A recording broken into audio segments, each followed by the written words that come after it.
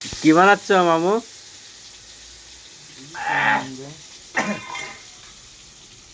90 দিন ডাল খাই নাই।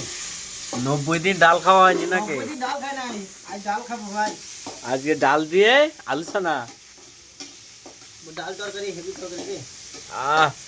এটা আমাদের নালে সাঁটা এটা সাঁটা। আমাদের এটা আলু মাখার মশলা নাকি? আজকে ডাল খাওয়া হবে শনিবারে। ভুট্টাগুলো ছাড়ি দাও দিন। আমার টাইম নেই। একটু লঙ্কা দেওয়ার সময় ছাড়ি লইতে দেন। হ্যাঁ, আরে বুটা মুটা দিয়ে দাও না, টেস্ট হবে।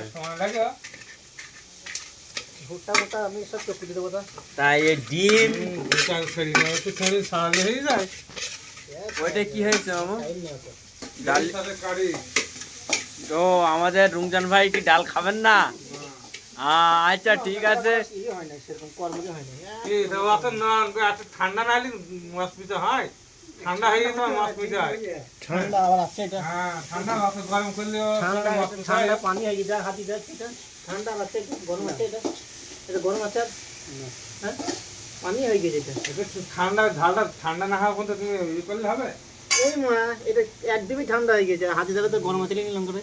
আছে গরম? সেইদিকে এই করছি। না, একটু মৌসুম এসে কম হয়েছে। মন মুচে কম হয়েছে সেটা বলছি না। ঠান্ডা এই যে কড় করে যে ভাজা হয়নি, আর আগে নামিয়ে দিয়েছিল আমি তো আবার বললাম একটু লড়াইতে। কালো কালো হয়ে যাবে, কালো কালো হয়ে